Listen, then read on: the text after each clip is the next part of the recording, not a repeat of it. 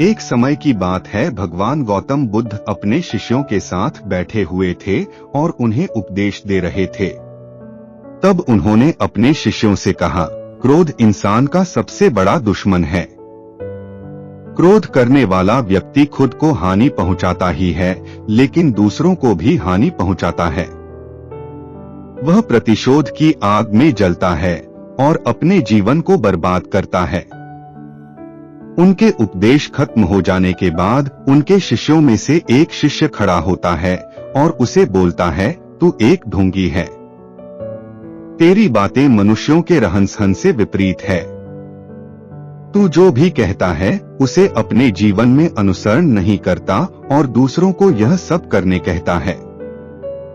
जब उसका वह शिष्य गौतम बुद्ध को उल्टी सीधी बातें कह रहा था, तब गौतम बुद्ध ने कोई प्रतिक्रिया नहीं दी और वे शांत बैठे थे। लेकिन ऐसे में वह व्यक्ति और भी ज्यादा गुस्सा हो गया और गुस्से में आकर उसने गौतम बुद्ध के मुंह पर थूक दिया। इसके बाद भी महात्मा गौतम बुद्ध को गुस्सा नहीं आया और वे शांत थे। उन्होंने अपने चेहरे से थूक को पोंछा और वह चुपचाप बैठ गए। यह सब देखकर उस शिष्य को समझ नहीं आया कि वह क्या करेगा। गुस्से में आकर वह उस जगह को छोड़कर चला गया और अगले दिन अपने घर पहुंचा। जैसे ही वह अपने घर पहुंचा, तब तक उसका दिमाग शांत हो चुका था। दिमाग के शांत होते ही उसे इस बात का एहसास हुआ कि उसने कितनी बड़ी गलती की है। उसे पाप हुआ है। वह खुद को मन ही मन कहने लगा, यह मैंने क्या कर दिया? मैंने महात्मा बुद्ध का अपमान किया है। ऐसा पाप मैं कैसे कर सकता हूँ? मैंने बहुत बड़ी गलती कर दी। मुझे जाकर उनसे माफी मांगनी होगी। यह कहकर वह तुरंत ही गौतम बुद्ध के पास चला गया, लेकिन गौतम बुद्ध उस स्थान पर नहीं थे। ऐसे में वह शिष्य जगह-जगह भटककर उन्हें खोजने लगा। जैसे ही उसे महात्मा बुद्ध मिले तो वह उनके पैरों पर गिर गया और उनसे कहने लगा, मुझे माफ कर दीजिए।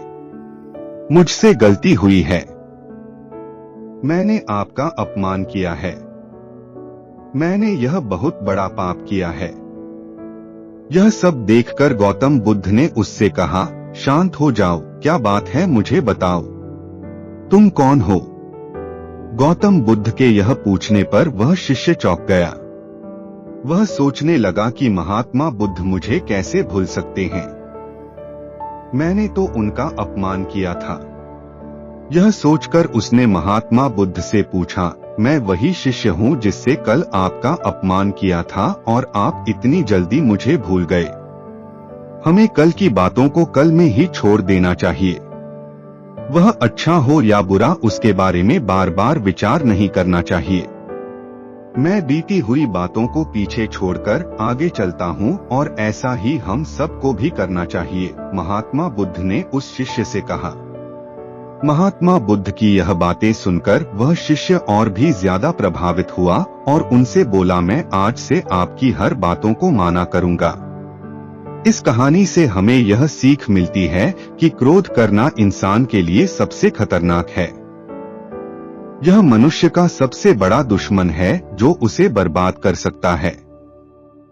इसलिए मनुष्य को कभी भी क्रोध नहीं करना चाहिए। इस कहानी से हमें यह भी सीख मिलती है कि बीती हुई बातों को हमें भूलकर आगे बढ़ना चाहिए।